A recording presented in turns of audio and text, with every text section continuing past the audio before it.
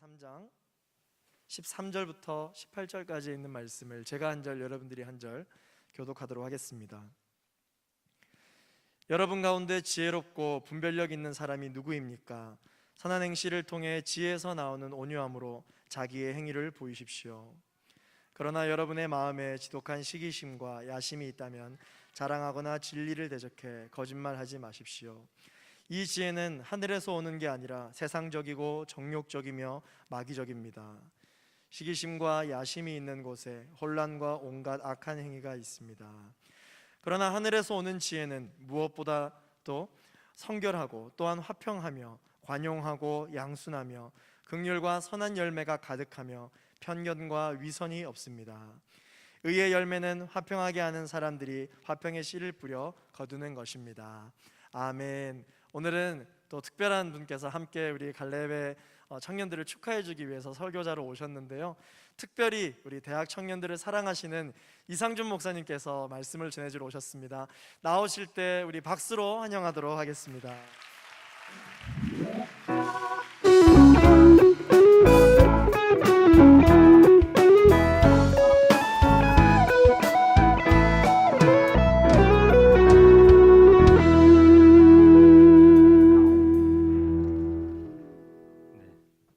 감사합니다. 마스크를 쓰고 왔네.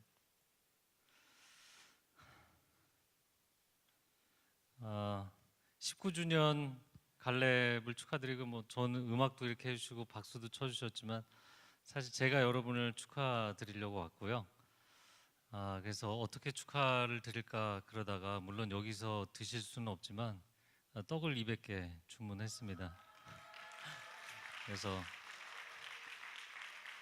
교회 돈으로 한 거 아니고요, 제가 드리는 겁니다. 네. 사실 제가 대학 청년 본부장 할 때 그 리버사이드 호텔에서 나이트클럽에서 그 모임할 때 제가 한 2차례 갔었던 것 같거든요. 그때 멤버 계신가요? 그때 멤버? 저기도 계시고. 네. 사실 이제 교회로 다시 들어오게 할 것인가 말 것인가 논의가 많이 있었는데, 그 결정을 하지 못한 것이 지금까지 늘 이렇게 마음 한켠에 미안한 마음이 많이 있죠. 그런데 여러분이 이렇게 다시 도곡으로 오고, 물론 지금 이렇게 교육관 건물에서 하고 계시지만 또 이렇게 19주년을 축하하고 이곳에서 예배를 하는 게 얼마나 감사한지 모르겠고요. 이제 그 들어오면서 영 갈렙이라고 이렇게 걸어놨더라고요. 무슨 의미인지 모르겠지만 그 영 케일럽이라고 써놓은 게, 여러분이 이제 19살인데 앞으로 이곳에서 다시 한번 부흥을 경험하는 축복이 있기를 바랍니다. 그래서 이 갈렙의 도전 정신이, 사실 여러분이 서빙고에서 시작했고 지금 양재에서 축하하러 이렇게 오신 분들 있지만, 서빙고하고 양재는 진짜 망치지만 않으면 부흥하게 돼 있어요. 그 부흥을 안 하면 이상한 거예요. 그러나 밖에서 사역을 하면 정말 부흥하기가 어려워요. 하늘의 별따기입니다. 그런데 이 갈렙은 이 산지를 내게 주소서, 어떻게 보면 이제 여호수아하고 갈렙은 약속의 땅에 들어간 것만으로도 대단한 겁니다. 그런데 거기서 노익장을 과시하며 믿음의 선포를 했고, 가장 어려운 헤브론 산지를 얻었잖아요. 그리고 그 헤브론 산지를 또 자기 민족을 위해서 도피성으로 내놨죠. 그런 그 갈렙의 놀라운 믿음의 승리, 오늘 마지막 찬양이 그거 아니었나요? 우리가 승리할 것이다. 그런 체험을 할 수 있기를 주님의 이름으로 축복합니다. 그리고 여러분을 제가 축복하러 왔는데, 우리 갈렙의 아까 그 오래된 멤버들도 계시고, 또 지금 현재 갈렙의 이 공동체를 구성하고 계신 우리 갈렙 청년들이 정말 수고가 많아요. 어떻게 보면 다른 공동체에서는 교육자들이 하는 거를 여기서 다 하고 계시더라고요. 그래서 직접 이 예배 세팅부터 해서, 물론 다른 데들도 다 청년들 섬기기도 하지만 어떻게 보면 교육자들이 하는 영역까지 다 섬기고 계세요. 우리 갈렙 청년부 청년들에게 큰 박수로 축복해 주시기 바랍니다. 네. 그리고 갈렙을 아주 오랜 세월 네, 아주 오랜 세월 이게 섬겨주고 계시고 또 최근에 조인하신 분들도 있고 우리 멘토님들 강찬석 장로님을 비롯해서 우리 멘토님들 한번 자리에서 일어나 주시겠어요? 잠시 일어나 주시고 우리 박수로 뜨거운 박수로 축복해 주시기 바랍니다. 네, 그리고 한 분 더 소개해드리면 제가 요셉 청년부 할 때부터 대학 청년본부 섬겨주셨는데 정말 청년들에게 늘 아버지 같은 마음으로 섬겨주시는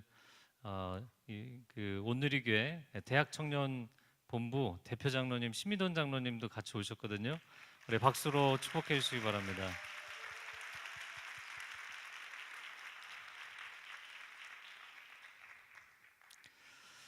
네, 제가 오늘 야고보서 말씀을 나누겠습니다. 실천적 신앙을 강조하는 야고보서입니다. 오늘은 야고보가 이제 3장 앞부분에서는 신앙인이 어떤 언어 생활을 해야 되는가, 또 3장 뒷부분에서는 지혜, 그래서 신앙인의 지혜란 무엇인가에 대한 이야기를 합니다. 다 실천적인 이야기예요. 그래서 오늘 본문의 말씀을 여러분과 나누면서 젊은이들은 진정성을 중요하게 생각하잖아요. 그러니까 거칠애 말고 진짜가 있느냐, 진정성을 갖고 있느냐, 이걸 중요하게 여기시기 때문에 저는 여러분이 그냥 이 사회에서 아니면 교회 어떤 컬처에서 이전 세대에게서 그냥 형식만 갖추고 있고 내용은 없는 그런 거 배우지 않으셨으면 좋겠어요.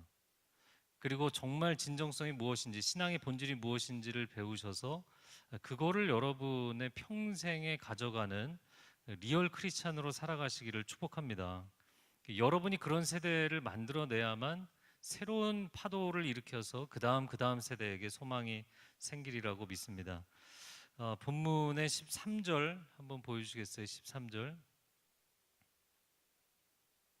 네, 혹시 자막 있으시면 13절 보여주시면. 네. 아니면 여러분 성경을 갖고 계신가요? 네, 핸드폰 말고 성경. 네, 핸드폰 가지고 계신 분들 핸드폰 보시고요. 그래서 주일에는 성경을 갖고 오셔서 여러분의 성경에 막 이렇게 쓰는 연습을 하시면 좋을 것 같아요. 자, 13절 같이 읽어보겠습니다. 여러분 가운데 지혜롭고 분별력 있는 사람이 누구입니까? 선한 행실을 통해 지혜에서 나오는 온유함으로 자기의 행위를 보이십시오.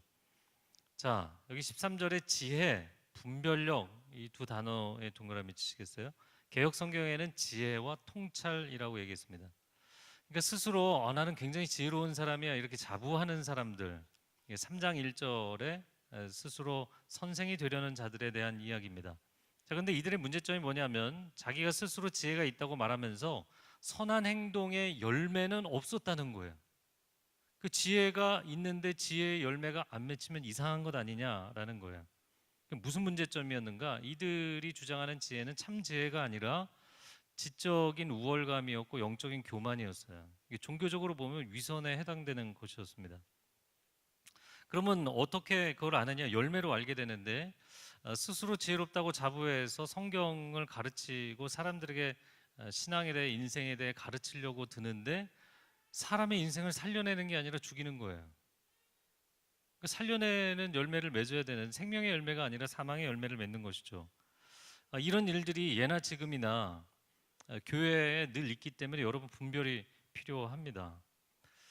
사도 야고보는 행함이 있는 믿음을 강조하면서 지혜라는 주제를 끌어들였어요. 그러면 행함이 있는 신앙, 행함이 있는 믿음을 이야기하면서 왜 지혜를 언급했을까? 그것은 우리의 신앙이 맹목적인 신앙을 이야기하는 것이 아니라 하나님이 누구이신지를 알아가는, 이게 영적 지혜의 핵심이죠.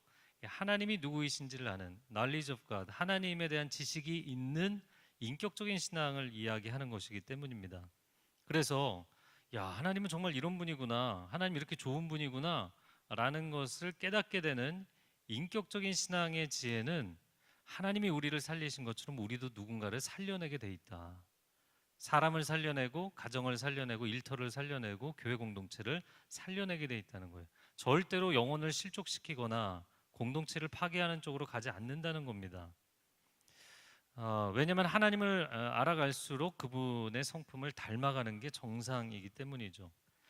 그런데 스스로 지혜롭다고 자랑은 하면서 참된 지혜가 없는 자들이 있어요. 이거는 교회 안에서나 밖에서나 마찬가지인데요. 여러분 어떤 사람들이 여러분 주변에 뭐 또래의 친구들이나 아니면 동료들이 야 정말 명석하다, 비상하다, 좋은 머리를 가지고 있는 좋은 브레인을 갖고 있는 사람들 부러울 때 있으실 거예요. 그런데 그 좋은 머리로 악한 일을 하는 사람들이 있잖아요. 그러니까 머리가 좋다라는 것은 그 사람의 어떤 인성이나 인품에 대한 이야기가 아닙니다. 그거는 좋은 머리조차도 그건 하나의 툴일 뿐인 거예요. 그건 도구입니다. 어떤 능력에 해당하는 것이지 그 사람의 근본적인 존재에 대한 이야기가 아니잖아요. 근데 우리는 그런 것들을 너무 부러워한다고요. 그러나 이제 보이스피싱 하는 사람들도 정말 굉장히 오랜 세월이 지났는데 늘 속는 사람들이 나오기 때문에 그 명석한 두뇌로 계속해서 사람들에게 사기를 치고 있는 거잖아요. 또한 사회를 보면 법을 잘 알고 있는 또 법 분야에서 일하는 사람들이나 아니면 그 분야에 대해서 지극히 관심을 갖는 사람들이 더 교묘하게 편법과 탈법과 불법을 행하잖아요. 교회도 마찬가지입니다. 성경을 알고 교회 생리를 아는 사람들이 교회 나오는 사람들을 교묘하게 종교적으로 조종하거나 배후 조종하거나 아니면 사람들을 세뇌시켜서 엉뚱한 짓들을 한다고요. 이단 사이비만의 문제가 아닙니다. 이거는 일반 정통 교회 안에서도 그런 문제들이 일어납니다. 그래서 제가 예전에 청년부에서 그런 친구가 있었어요. 누군지 알려고 하지 마세요. 자매들만 기도를 해준다고 그러고 자꾸 으슥한데 데리고 가는 거예요. 근데 자매들이 자기가 이제 힘든 부분이 있고 기도를 해준다고 그러고 친절하고 워낙에 친절하고 또 교회에서 사역을 하는 형제였기 때문에 신뢰를 하는 거예요. 아니요. 근데 다른 의도를 갖고 있었어요. 사고를 계속 쳐서 결국에는 쫓겨났는데 하나님이 주신 지적인 능력을 선한 일에 사용하기 위해서 최선을 다하는 분들이 되시기를 바랍니다.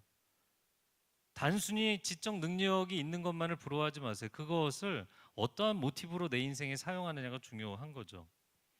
자, 성경의 여러 인물들이 케이스로 나오는데 제가 몇 년 전에 가인 이야기라는 책을 썼어요. 근데 그 가인 이야기의 부제로 A Story of Heroic Cain, 영웅적인 가인의 이야기라는 부제를 달았어요. 그러니까 많은 사람들이 가인은 충동적이고 워낙에 뭐 어리석어서 그런 악한 짓을 했다 이렇게 생각하는데 그건 굉장히 큰 오해죠. 에덴 동산 밖에서 태어난 인간 중에 최초의 인간이고 아주 탁월한 인간이었어요. 우리는 뭐 일반사를 공부를 하지만 성경을 통해서 인간의 히스토리를 보면 도시라는 것 자체를 최초로 세운 사람이 가인입니다. 가인이 에덴 동편 땅 노스에 가서 거기서 아들을 낳았는데 아들의 이름이 에녹이에요. 여러분이 아는 그 에녹과 동명이인이에요. 에녹을 낳았고 에녹성을 쌓았다. 그 에녹성이 영어로 보면 A City of Enoch. 에녹이라는 이름에 자기 아들의 이름을 붙여서 도시를 만들었다는 거예요. 여러분 최초의 도시 설립자입니다. 그는 탁월한 인간이었어요. 그리고 그의 자손들 가운데서 문화와 문명의 모든 것들이 나옵니다. 탁월한 후손들이었어요. 그러니까 가인의 후예들은 그들의 지적인 능력을 하나님을 배제시키고 인간만이 화려하게 빛나는 세상을 만드는 데 사용했다는 것이죠. 이뿐만이 아닙니다. 바벨탑 사건이 이어서 나오는데 이것도 마찬가지예요. 우리가 일반사를 공부하면 인류의 문명이 진화론적인 발전의 단계를 거친 것으로 보통 이해를 합니다. 구석기, 신석기, 청동기, 철기 뭐 이렇게 나가잖아요. 그런데 이제 성경의 역사를 보면 그리고 우리가 이제 고대 역사들을 보면 조금 안 맞는 부분도 있어요. 그냥 일반 이집트 고대 문명만 봐도 이미 그 고대 이집트 문명에 놀라운 수준의 의술과 수학과 이 천문학과 건축술을 갖고 있었잖아요. 이게 현대 문명으로 봐도 어떻게 이런 탁월한 수준이었는가 놀랄 정도인 거죠. 자, 바벨탑 사건이 창세기 10장에 나옵니다. 이 창세기 10장이라는 것은 우리가 성경 역사에서도 원역사다. 네. 그 뭐 이렇게 가게 같은 것도 보면은 서로가 막 인기 있으면 여기가 원조집이다 이렇게 붙여놓잖아요. 그러니까 이거 말하자면 약간 그런 원조 느낌, 오리지널 그 느낌도 있고, 또 원시 역사다 뭐 이런 거예요. 그러니까 아주 고대의 역사인데 바벨탑을 보면 인간이 얼마나 지적 능력이 탁월하고 건축술이 탁월했는지 하늘에 닿을 정도로 높은 건축물을 쌓아 올렸다는 거죠. 근데 그것은 하나님을 대적하기 위한 건축물이었잖아요. 그래서 하나님이 그들의 언어를 흩어버립니다. 왜? 그들이 갖고 있는 지적 능력, 언어적 소통의 능력을 악한 일을 도모하는 데 썼기 때문이에요. 그래서 어떻게 보면 하나님이 인간의 능력을 사용할 수 없도록 제어하신 장치입니다. 자, 그런데 문제는 뭐냐면 오늘날 이 시대의 교육은 이 지식 경쟁이 핵심이라는 거예요. 누구나 다 뭐 빅데이터를 의존하게 된 시대까지 왔는데 서로가 과도한 지식 경쟁에 내몰려서 서로가 능력만 취하려고 그러고 지적인 그 어떤 능력만 취하려는 게 강해졌다는 거죠. 그러다 보니까 부모들이 자녀들에게 야, 신앙생활은 나중에 나이 들어서 할 수 있어. 지금은 공부해야지. 공부만 집중해. 집안일도 할 거 없어. 그래서 집에 뭐 이렇게 잔심부름이든 뭐 집에 설거지든 하나도 안 해본 애들까지 있더라고요. 어려운 친구들 학교에 있어도 걔네들을 돌아볼 시간이 어디 있어요. 내 공부만 해야 되고 내가 이 경쟁에서 무조건 살아남아야 되고 승리를 해야 되니까. 자, 그런데 그렇게 키워놓은 사람들이 양산이 되면 세상이 어떻게 되나요? 일반 세상의 용어로 이야기를 한다면 덕성이 없는 지성의 폐해가 이 시대에 얼마나 심각합니까? 여러분, 우리나라 정계를 보세요. 다 문제가 있는 사람들이잖아요. 그들이 지적 능력이 부족한 사람들이 학력이 부족해요, 경력이 부족해요, 이력이 부족해요. 아무것도 부족하지 않잖아요. 뭐가 부족한가요? 우리 영어로 virtue라고 이야기하는 그 사람의 인격, 그 사람의 덕, 이게 없는 거잖아요. 모두가 자신밖에 모르는 개인 이기주의 시대, 집단 이기주의, 국가 이기주의 시대. 그래서 이제 내셔널리즘이라고 하죠. 국수주의가 극도로 강해지고 모든 나라가 이제 다 내셔널리즘으로 자기들끼리만 우리만 잘났다, 우리만 중요하다 이러잖아요. 그게 세계 대전이 일어나기 전조현상이에요. 1차 대전, 2차 대전이 다 그렇게 일어났어요. 지금 유럽에서 그런 사태가 벌어지고 있는 거잖아요. 그리고 오늘날에는 심지어 인공지능이 보편화되고 일반화되면 세상이 좀 어려워지지 않을까? 이런 걱정도 하지만 사실 정직한 사람들은 어떻게 생각하는 줄 아세요? AI는 빅데이터를 사람이 입력하는 대로 그들이 기준을 갖고 입력한 대로 아웃풋이 나오는 거지만 우리가 뭐 블레이드 러너 같은 작품을 봐도 그렇고 미래 사회에 대해서 사람들이 걱정하는 게 AI의 도덕 수준보다 못한 인간들이 나와서 세상을 망칠 거다. 이렇게 보는 거잖아요. 또한 어린 나이에 너무 중범죄를 많이 저지르고 뭐 살인까지 서슴지 않고 그러니까 촉법소년 제도를 폐지해야 되는 것이 아니냐 이런 국민적인 법 감정이 들끓고 있는 시대에 살고 있는 것입니다. 과연 무엇이 참된 지혜인가? 우리는 어떤 지혜를 추구할 것인가? 자, 14절 같이 읽어보겠습니다. 그러나 여러분의 마음에 지독한 시기심과 야심이 있다면 자랑하거나 진리를 대적해 거짓말하지 마십시오. 자, 그런데 이런 거짓된 지혜의 뿌리를 두 가지로 얘기했어요. 저를 한번 따라해 보세요. 시기심과 야심. 네, 이거 뭐 기억하기 쉬우실 것 같아요. 거기에도 동그라미 치시겠어요? 시기심과 야심. 그런데 이 두 단어를 좀 보면 시기심이라는 단어를 헬라어로 젤로라는 동사, 시기하다라는 단어를 썼습니다. 이게 타오르는 열정을 뜻합니다. 근데 열정이라는 것은 가치 중립적인 거잖아요. 그 열정을 어디에 쓰느냐, 왜 쓰느냐가 중요한 거죠.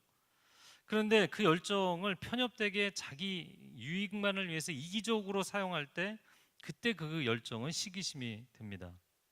예수님 당시의 대제사장들이 예수님을 로마 군대에 넘겨서 죽였던 것 시기심 때문이다. 성경에 기록하고 있어요.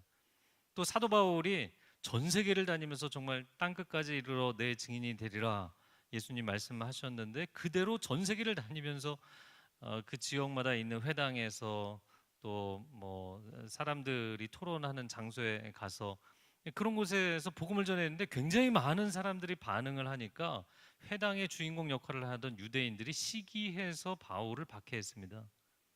또 구약 역사를 보면 사울왕도 훌륭한 사람이었어요. 시대의 영웅적인 리더였습니다. 그런데 자기보다 더 잘난 인간이 자기 시대에 또 나온 거예요. 그게 다윗이죠. 그러니까 어떻게 이런 애가 나하고 동시대에 있지? 그래서 그 다윗 때문에 시기심으로 그 다윗을 죽이려고 했어요. 한 번도 얘는 반역 모의를 한 적도 없는 충성된 부하였어요. 그래서 그 시기심 때문에 자기 인생을 망쳤잖아요. 자, 그런데 성경을 묵상하다 보니까 기독교 신앙의 핵심은 하나님의 사랑인데 그 하나님의 사랑은 시기하는 사랑이 아닙니다. 고린도전서 13장 4절 같이 읽어볼까요? 사랑은 오래 참고 온유하며 시기하지 않는다. 시기하지 않는다. 예. 그래서 요한이 예수님을 따르지 않는 일련의 무리들이 귀신을 쫓아내고 능력을 행사하니까 예수님께 저들을 막으십시오 그랬더니 너가 나를 위해 시기하느냐? 아니다. 그냥 놔둬라. 여러분, 인간은 내가 주님을 사랑하는데 사실은 주님 때문에 그들을 막으려고 한 게 아니라 나하고 같이 있는 그룹이 아니기 때문에 기득권을 유지하고 싶은 거거든요. 이게 시기하는 마음이죠. 그래서 우리가 공동체 안에 있으면서도 갈렙 공동체에 있으면 뭐 이렇게 와준 거 고맙지만 평상시에는 약간 이제 견제하게 되고 다른 공동체 그런 게 있나요, 없나요? 네, 없어요? 네, 천상에 계신 분인 것 같아요. 근데 제가 여호사 청년부에 있어 보면 대학부에서 청년부로 뭐 고등부에서 대학부로 올라오는 거 이거 연계 잘 해야 된다고 다들 굉장히 심혈을 기울이지만 실제로 올라오면 별로 반가워하지 않더라고요. 왜냐면 나도 지금 이렇게 사람을 만나고 결혼을 해야 되는데 너무 젊은 처자들이 올라오니까 언니들이 다 싫어하더라고요. 이 경쟁 구도로 들어가잖아요. 시기하는 마음이 생기잖아요. 여러분, 우리가 하나님을 사랑한다고 이야기하지만 진짜 시기하지 않는 사랑인가? 친구의 결혼식을 다녀오면서 마음이 굉장히 불편한, 여러분, 그 친구를 사랑한다고 분명히 이야기하면서도 마음은 그렇지 않은 거예요. 여러분, 가정을 보면 저는 이제 그 굉장히 많은 커플들 이제 상담하고 결혼 주례하고 이제 결혼 주례하면 또 5년 뒤, 10년 뒤, 15년 뒤 이제 케어를 하잖아요. 근데 가장 세상에서 친밀해야 되는 게 부부 관계인데 한 사람이 너무 잘 되잖아요. 그럼 다른 배우자가 어떻게 생각하는 줄 알아요? 너가 너무 잘 나가서 내 인생을 초라하게 만든다. 내 인생을 비참하게 만든다. 그것 때문에 부부관계가 어려워지고 깨지는 커플들이 의외로 많습니다. 그럼 왜 있는 그대로 기뻐해 주지 못할까요? 그걸 왜 시기해야 될까요? 왜 비교해야 될까요? 또 여러분 뭐 결혼은 아직 안 했더라도 형제간에도 가장 우애가 돈독해야 되는 게 형제 아닙니까? 세상에 다 나를 위해 주지 않아도 형제는 나를 위해서 스탠바이미 내 옆에 서 있어 줄 수 있는 사람이잖아요.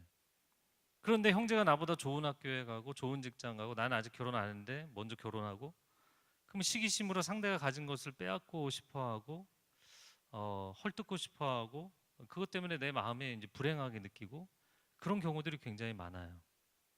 안타까운 거죠. 우리가 갖고 있는 정말 우리가 하나님의 사랑 무엇이 변치 않아 무엇이 한결같아 우리가 찬양했잖아요. 그래서 제가 오늘 나누고 싶은 이 메시지하고 너무나 일치하는 찬양을 해주셔서 찬양팀 감사합니다. 근데 세상은 영원한 게 없다는 거예요. 다 상대적인 거예요. 그러면서 이 상대적인 세상 안에서 이 시기심으로부터 나오는 거짓 지혜, 이건 극도로 자기중심적인 거예요. 내가 중요한 거예요. 가인이 시기심으로 동생 아벨을 들로 유인해서 죽였잖아요. 그리고 아내 미갈이 하나님 앞에서 기쁘게 춤추는 남편 다윗을 시기심으로 조롱한 겁니다. 왜냐? 자기 인생이 좀 파란만장해서 자기는 지금 불행했거든요. 나는 불행한데 어떻게 남편이라는 자가 기쁘게 예배하고 찬양할 수 있냐는 거예요. 그럼 너 예배하지 말라는 거잖아요. 찬양하지 말라는 거잖아요. 내가 슬프면 너도 찬양하면 안 되지. 너도 기뻐하면 안 되지. 여러분 연애하면서 그런 거 경험해 보신 분들 있을 거예요. 예. 그거 싫다는 거예요. 내가 불행하면 너도 불행한 척 해줘야지. 그런 게 인간입니다. 아주 극도로 이기적인. 가인도 미갈도 마음을 돌이켜서 자기 동생 아벨과 자기 남편 다윗과 함께 예배하는, 기쁘게 예배하는 예배자가 됐으면 얼마나 좋았을까요? 그런데 그들의 마음은 자기가 중요한 거예요. 지금 옆에 있는 사람이 중요하지 않아요. 하나님이 중요하지 않아요. 내가 중요한 거예요. 이게 자기 연민에 빠져 있고 자기 우울에 빠져 있는 거예요. 그래서 결국에는 상대도 끌어내리고 싶어하는 마음을 갖는 것, 이게 시기심입니다. 우리의 영혼을 파괴하는 것이죠. 두 번째, 야심이라는 표현이 나왔는데, 야심은 헬라어로 에리세이아라는 단어입니다. 에리세이아는 개역 성경에는 다툼이라고 번역했어요. 왜냐하면 야심이라는 뜻보다 넘버원 의미가 다툼, 파벌, 당파 이런 뜻입니다. 성경에서 이제 당을 짓는다 이런 표현을 많이 쓰죠. 이제 거기에서 야심, 야망이라는 뜻으로 의미가 확장이 됐어요. 두 번째 엔트리가 야심, 야망이에요. 그러니까 무슨 얘기냐면, 왜 사람들이 공동체 안에서 당을 짓느냐? 그것은 자기의 야망과 야심을 이루기 위해서 세력을 규합한다는 거죠. 무슨 얘기인지 아시겠어요? 그런 공동체에서 그런 일들이 있잖아요. 여러분 일터에서도. 갈라디아서 5장 19절에서 20절에 보면 육체의 일은 굉장히 분명하다. 개역 한글에서는 현저하다 이렇게 표현을 했는데, 그 열 몇 가지 중에서 제가 세 가지만 딱 썼습니다. 같이 읽어볼까요? 육체의 일은 분명하니 음행과 우상 숭배와 당 짓는 것. 그래서 건강한 공동체를 분열시키고 당을 짓는 것을 음행과 우상 숭배와 같은 레벨의 죄로 다루고 있어요. 이스라엘이 광야 여정에서 모세가 정말 목숨 걸고 헌신해서 그 백성을 이끌어 나온 거잖아요. 근데 레위인인 레위 지파 출신의 고라가 그 이스라엘 지파의 지도자급 250명을 데리고 모세에게 집단 항명을 하는 장면이 나옵니다. 그럼 도대체 왜 그럴까? 근데 거기서 그런 얘기가 나와요. 야, 너만 하나님하고 소통하냐? 우리도 다 해. 너만 탑리더 할 수 있어? 우리도 할 수 있어. 이런 거예요. 그러니까 이거를 왜 고라가 얘기했을까요? 고라는 레위 지파예요. 아론도 모세도 레위 지파예요. 근데 같은 레위 지파인데 옆에 있던 애들은 탑리더가 됐고 자기는 도우미 역할을 해야 되는 게 짜증이 나는 거예요.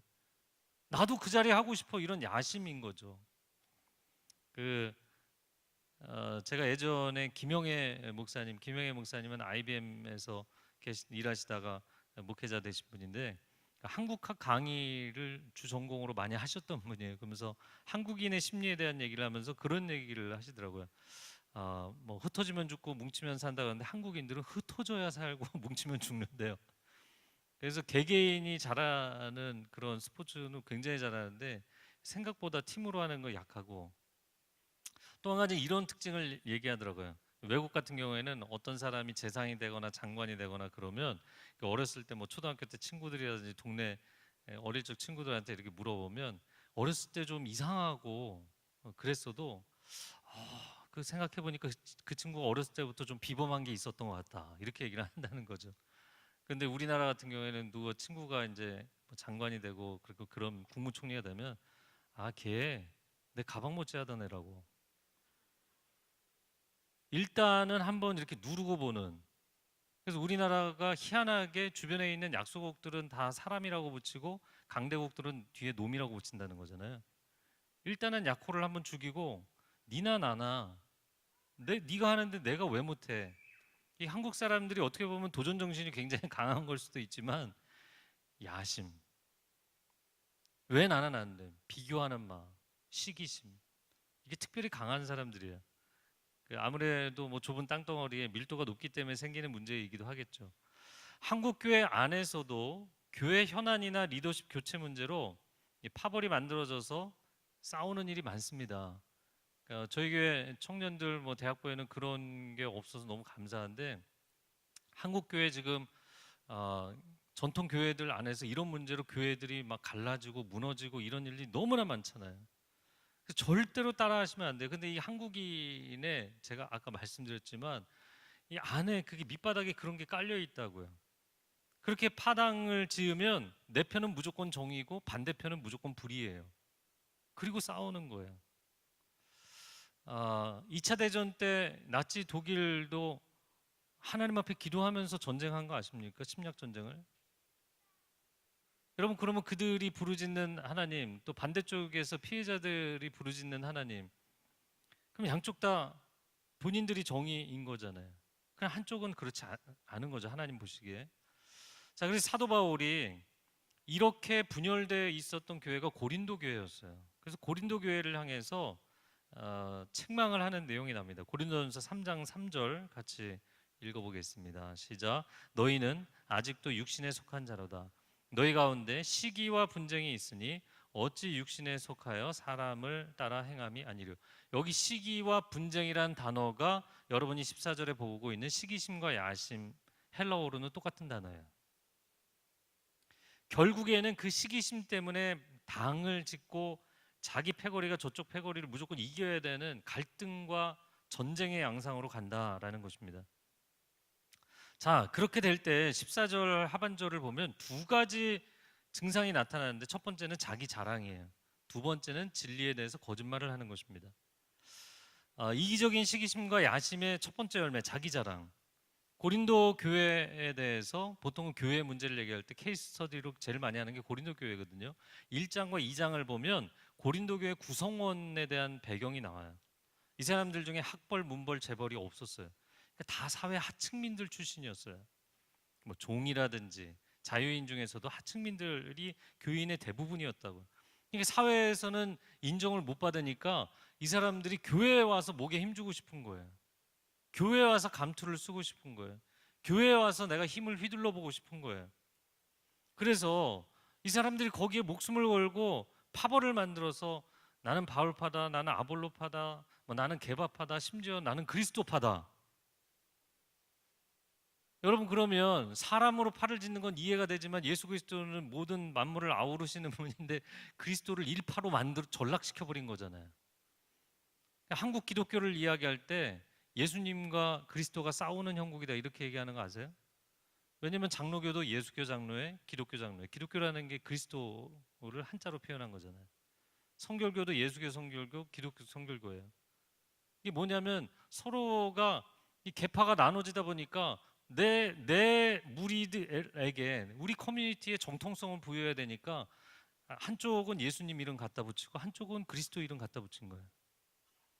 물론 하나님께서 굉장히 다양한 교단을 통해서 선교적인 확장이 이루어지도록 뭐 인간이 이기적인 것을 하나님은 역전시키셔서 선을 이루는 데 사용하셨지만, 그러나 그것을 우리의 모티브 자체가 잘못된 것을 그것을 합리화시킬 수는 없는 거예요.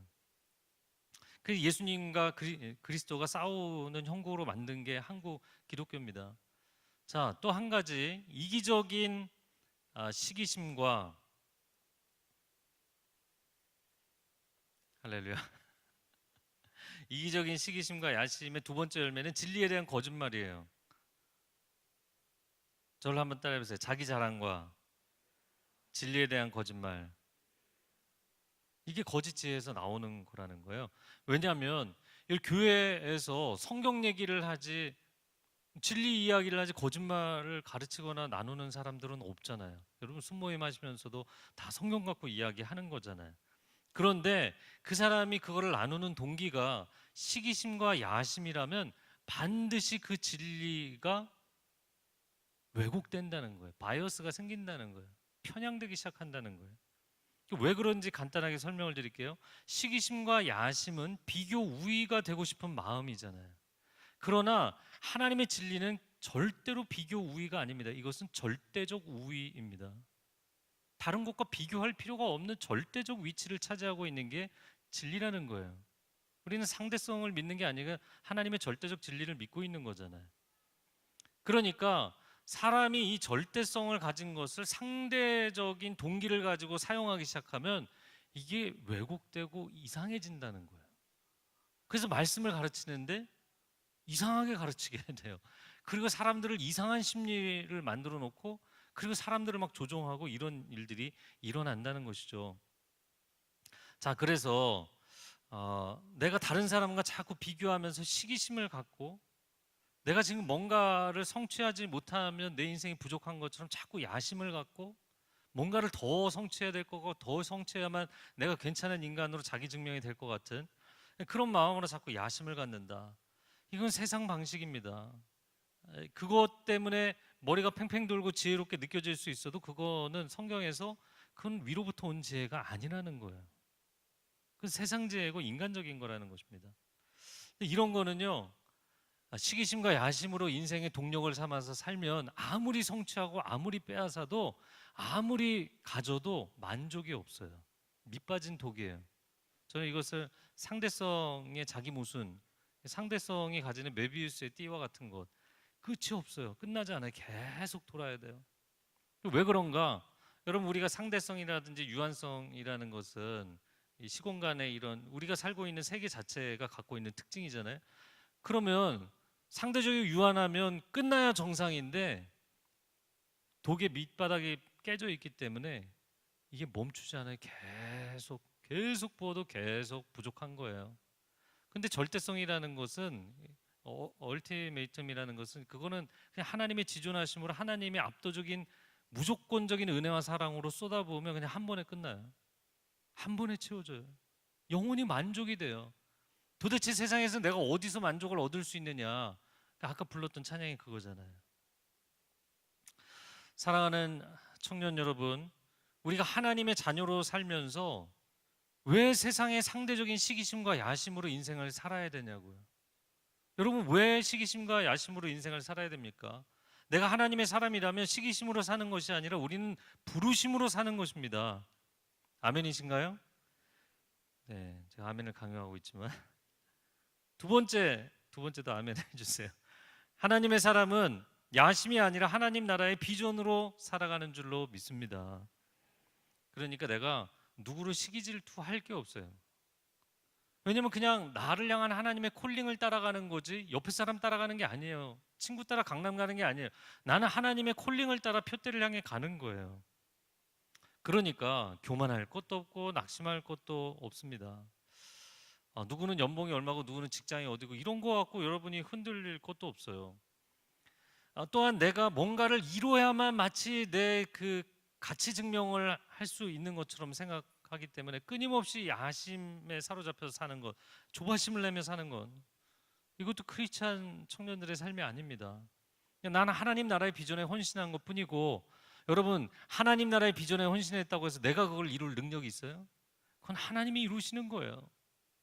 하나님 나라의 빅픽처는 하나님이 이루시는 거고 나는 그냥 거기서 한 피스를 담당할 뿐인 거잖아요. 그 한 피스가 뭐 굉장히 작든지 좀 크든지 그런 상대성의 차이는 있을 수 있지만 하나님 나라의 큰 퍼즐판을 완성하는 빅픽처를 완성하는데 일조한 것으로 잘하였도다 착하고 충성된 종아, 할렐루야, 그걸 듣는 거예요. 내가 교회에서 앞에서 단에 서서 스피커로 설교를 하든 저 입구에서 주차 사역을 하든 하나님 나라를 위해서 내가 그 한 피스를 감당했으면 하나님은 똑같이 우리를 충성되게 여기시는 줄로 믿습니다. 그게 신앙인이에요. 그걸 비교하는 것은 세상이에요. 하나님의 콜링에 내가 순종하고 순종했으므로 하나님께 칭찬 듣는 것, 그런 절대적 평가, 절대평가, 상대평가가 아닌 절대평가를 하는 것이 신앙인입니다. 세상은 여러분에게 이런 메시지를 계속 던질 거예요. 너가 비교 우위가 되라. 너가 다른 사람보다 실력이 더 있다는 거, 능력이 더 있다는 것을 자꾸 보여주라는 거예요. 하지만 성경은 그렇게 얘기하지 않았어요. 여러분의 가치는 이미 증명된 것입니다. 두 가지로, 한 가지는 하나님의 형상이라는 절대적 가치를 부여받았잖아요. 여러분이 아무것도 안 해도 여러분은 가치 있는 존재예요. 두 번째는 나 같은 죄인을 위해서 하나님의 아들이 십자가에서 생명을 내어주셨잖아요. 할렐루야. 그래서 이 두 가지 때문에 여러분의 절대적 가치는 여러분이 어떤 행위와 업적과 삶으로 검증해주지 않아도 이미 증명이 된 거예요. 그래서 그거를 위해서 여러분이 더 애쓸 필요는 없어요. 다만 내가 이런 존재였다니, 그 묵상할수록 깨달을수록 새록새록 너무 감사하잖아요. 너무 감격적이잖아요.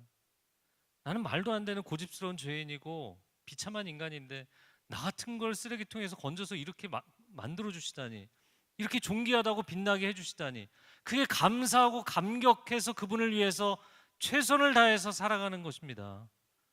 그러면서 세상 사람들이 시기심과 야심으로 막 스스로도 속으로 불안불안해하면서 인생을 살아가는 그런 거 말고요, 행복하게 충만하게 기쁨으로 살아가는 하나님의 사람들이 되시기를 축복합니다. 자, 15절과 16절을 읽어볼까요? 시작. 이 지혜는 하늘에서 오는 게 아니라 세상적이고 정욕적이며 마귀적입니다. 시기심과 야심이 있는 곳에 혼란과 온갖 악한 행위가 있습니다. 자, 그래서 참된 지혜의 출처는 하나님이지만 거짓 지혜의 출처는 세상과 정욕과 마귀다, 이렇게 세 가지로 이야기했어요. 왜 이렇게 세 가지로 이야기를 했을까요?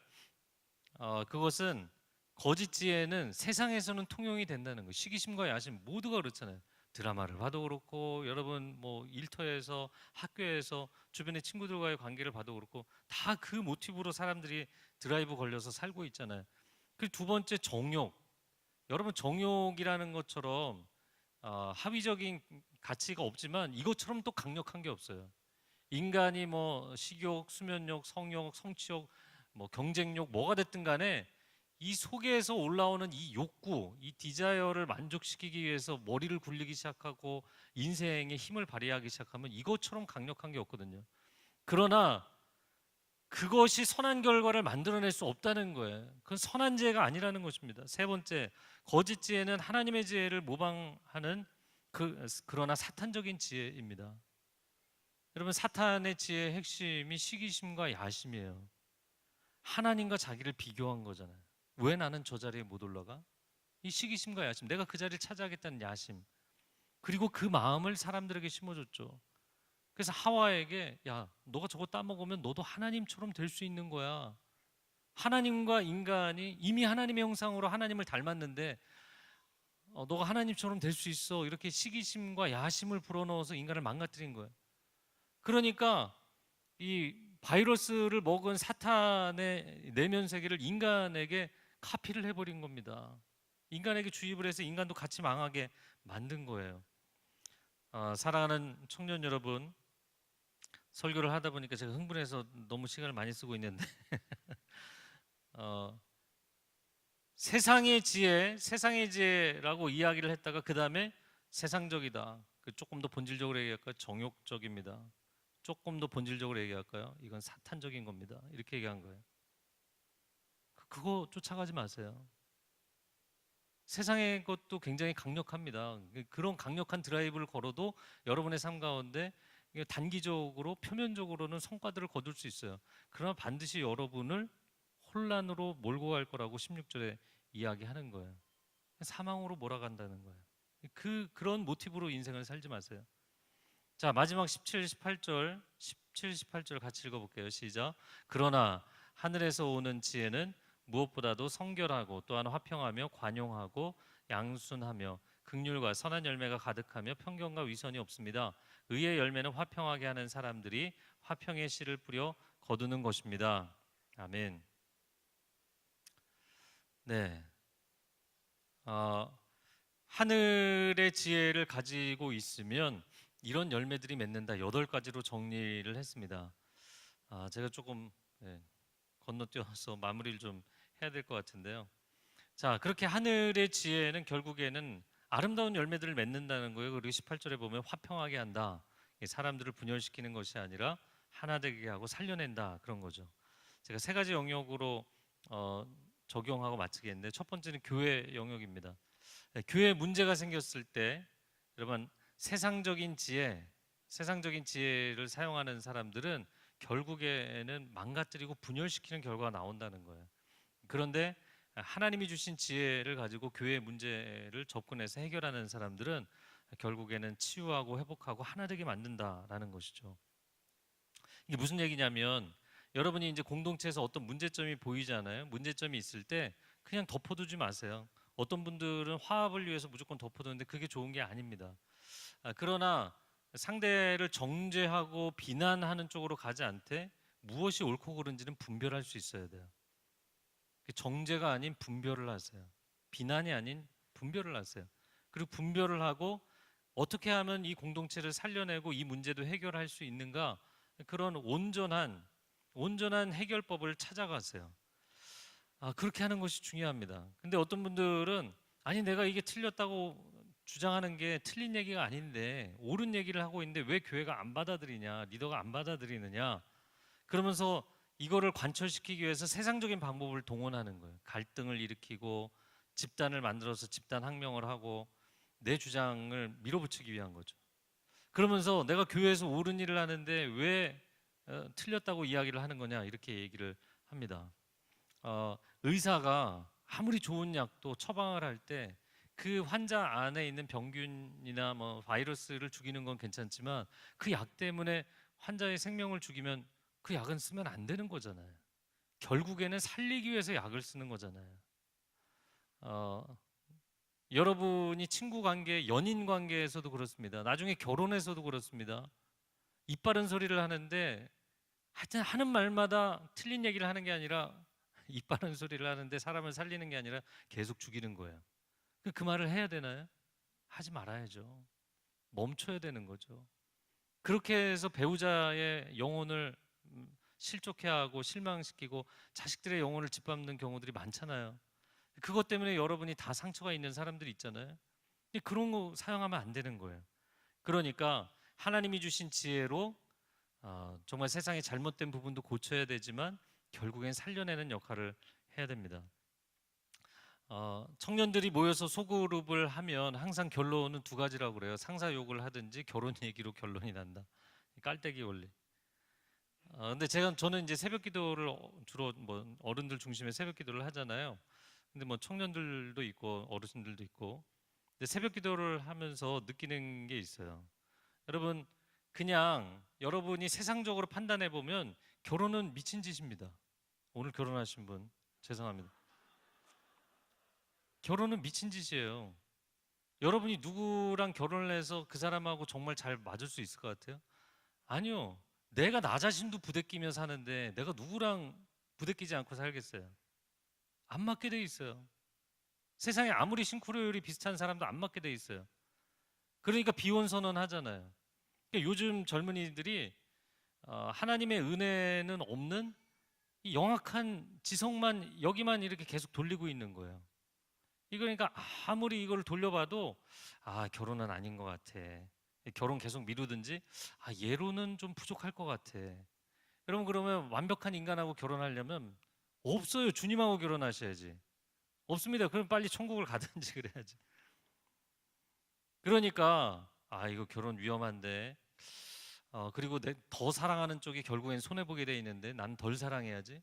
이런 거 다 맞는 얘기예요. 틀린 얘기 아니에요. 다 입 바른 소리예요. 참 안타까운 것은 제가 이제 새벽 기도를 하면서 한쪽에서는 하나님 저에게는 왜 배우자를 안 주십니까? 이렇게 기도하고 한쪽에서는 하나님 왜 저에게 이런 배우자를 주셨습니까? 결혼을 하든 안 하든 인생은 불완전합니다. 인생에 문제가 없을 것 같으세요? 결혼을 안 한 게 문제라고 생각하세요? 결혼을 한 게 문제라고 생각하세요? 아니요, 인간으로서 존재하는 것 자체가 문제예요.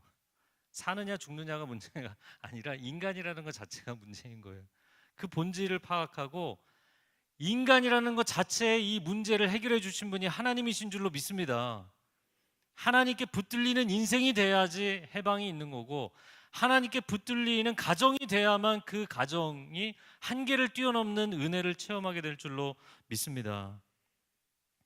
그래서 세상적인 잔머리를 써서 여러분의 인생이 해결되지 않는다는 걸 아시고 빨리 그냥 하나님께서 저 사람이다 그럼 바로 순종하시면 돼요. 네, 아무도 아멘을 안 하시죠? 설교를 마쳐야 되는데 다시 시작해야 될 것 같은. 자, 두 번째 세상의 영역인데요. 오늘 본문의 1절에 시기심이라는 단어, jealousy라는 단어가 원래 열심이라는 뜻이라고 했잖아요. 열심이라는 영어 단어, 시기심이라는 단어는 한 가지 헬라어 젤로에서 나온 단어입니다. 그런데 당시에 반로마 혁명을 주도하던 열심당원들이 예수님을 믿었는데 복음대로 살 수가 없는 거예요. 왜? 다른 사람에게 선행하고 뭐 영혼 구원하고 그런 나긋나긋한 그런 소프트한 복음으로 세상을 어떻게 뒤집어 놓고 바꿔놓느냐. 혁명을 일으켜야지. 제가 최근에 성도들이 자꾸 연락이 오는데 대선이 끝나고 나서도 이게 가라앉지 않은 문제예요. 뭐냐면 서로 지지하는 후보가 달라서 성도 간에 정치적인 얘기를 하다가 뭐 대판 싸운 거예요. 그러고서는 어떻게 그 사람이 나한테 이렇게 심한 욕설을 막 퍼부었냐 그러고 그 사람 혼내달라고 저한테 고발하는 거예요. 그리고 또 어떤 분은 이 후보자의 비위 사실이 뭐 적나라하게 다 언론에 나오니까 이런 인간이 어떻게, 나라가 정말 절망스럽다, 그런 이 절망의 마음을 어떻게 주체를 못해서 얘기하시는 거예요. 제가 그분들에게 일관되게 한 얘기의 뭐 핵심은 이런 겁니다. 물론 정치 지도자를 위해서 중보기도 하고 잘 선택하기 위해서 신중하게 기도하며 선택해야 되겠지만, 그 지도자 한 사람이 세상을 구원할 걸로 생각하셨습니까? 세상을 구원하실 분은 하나님이십니다. 왜 정치에 목숨을 거십니까? 정치 중요하죠. 그 정치가 우리 목숨 걸고 올인할 부분이 아니잖아요. 하나님 나라에 목숨을 걸어야 되죠. 여러분은 진짜 교회가 전도와 선교를 통해서 이루어가는 하나님 나라가 세상의 유일한 구원의 소망이라고 믿고 계시냐는 거예요. 이게 그냥 개념이 아니라 그냥 설교 때 들었거나 아니면 성경 역사에서 언제 한번 그런 일이 있었다더라, 이런 거 말고요. 진짜 여러분의 시대에 여러분의 공동체를 통해서 체험해야 되는 하나님 나라에 대한 갈망이 있고 믿음이 있는가. 그래서 그 당시에는 그리고 독립투쟁을 해서 유대 전쟁사를 일으켜서 전쟁을 일으켜서 AD 66년에 일으킨 전쟁이 4년 만에 종지부를 맺게 되고 예루살렘이 로마 군대에 의해서 함락하고 2000년 동안 나라를 이뤘던 거예요. 물론 독립투쟁을 했다는 것은 가치 있는 것이지만 안타까운 것은 그들이 정치적인 혁명적인 행위로 세상을 바꾸려고 했다는 거예요. 복음은 못한다고 생각했어요. 그런데 오히려 그 연약해 보이는 복음으로 로마가 300년 만에 기독교 국가로 뒤집어진 거예요. 할렐루야. 이 시대에도 그런 일이 일어날 수 있다고 믿는가? 진짜 믿는가? 세상적인 지혜 말고 그냥 교회 나오면서도 세상적인 지혜, 인간적인 지혜로 커버하면서 사는 게 그게 신앙이라고 생각하지 않고, 진짜 여러분이 껍데기가 아닌 진정성이 중요하고 리얼리티가 중요한 청년 시대라면 그 본질을 붙잡는 신앙을 가져야 되지 않겠어요? 마지막 세 번째입니다. 끝내야 합니다. 제가 중3 때 회심 체험을 하고 나서 전도 많이 했어요. 무신론 친구에게도, 타종교 믿는 친구에게도, 가톨릭 믿는 친구에게도 전도하다 보면 전도가 논쟁이 될 때가 많더라고요. 그런데 각각의 이야기를 들으면서 오랫동안 많이 해보니까 상대의 논리적 허점을 다 알 수 있겠고, 이제는 누구하고 이야기를 해도 그 사람 90% 이상 논리적으로 설득할 자신이 있어요. 특히 무신론자들은 본인이 어거지로 고집 피우지 않는 한 거의 100% 무신론자들은 무신론 내려놓게 할 수 있어요. 논리적으로 설득하면 됩니다. 그런데 문제는 뭐냐면 그렇게 해서 친구들을 논리적으로 설득시키니까 기분 나빠서 안 믿더라고요. 여러분, 전도를 왜 하나요? 그게 내 지식을 자랑하고 내가 논쟁에서 이기기 위해서 하나요? 그 한 영혼을 살리기 위해 하는 거잖아요. 여러분은 여러분 주변에 있는 친구들에게, 동료들에게 저 사람은 왜 저렇게 편협하고 이상하지? 내가 이렇게 나이스하게 잘해주고 때로는 교회도 가자고 하는데 저렇게 거부하지? 그럼 어느 날은 복음 전한다고 해놓고 논쟁을 벌이고 계십니까? 사실은 저도 많이 하던 잘못이에요. 그러나 지금은 그렇게 하지 않습니다. 한 영혼을 살릴 수 있는 게 가장 중요한 것이기 때문에. 여러분이 그토록 왜 엄마 아빠는 입 바른 소리만 하고 나한테 내 마음을 상하게 하는 말을 하는 걸까? 지혜롭지 않아. 자, 우리는 어떻게 살고 있을까요? 여러분이 여러분의 부모님께, 형제 자매에게, 그리고 공동체에 있는 지체들에게, 또 전혀 하나님 모르는 사람들에게 이야기할 때 정말 생명을 살리는 하늘의 언어, 생명을 살리는 하나님의 지혜, 이게 우리 안에 있는가? 하나님, 내가 얄팍한 종교적인 지식으로, 세상적인 지식으로 사람들 앞에 이기적인 생각으로, 이기적인 동기로 다가왔다면 이제 이런 거 다 내려놓고 정말 하나님의 생명의 능력, 생명의 언어로 채워주시기를 원합니다. 이 시간 함께 기도하면 좋겠습니다. 기도할 때 여러분 두 손을 모으시고 하나님 앞에 간구하면 좋겠습니다. 하나님, 갈렙이 나이가 들어서도 정말 신앙의 믿음의 본질을 잃어버리지 않았기 때문에 그는 그 시대를 뚫고 나가는 다음 세대에게 엄청난 신앙의 유산을 물려줄 수 있는 영적 지도자가 되었고 영적 표상이 되었습니다. 하나님 갈렙에 있는 모든 청년들, 귀한 지체들 한 사람 한 사람 갈렙의 스피릿이 우리 가운데 임하게 해주시고 정말 진정성이 있는 신앙생활을 할 수 있도록 우리를 통하여서 세상의 모든 만나는 사람들의 영혼을 살릴 수 있는 그런 하나님의 사람들로 세움받게 하여 주옵소서. 주여 한번 해주시고 함께 기도하겠습니다. 주여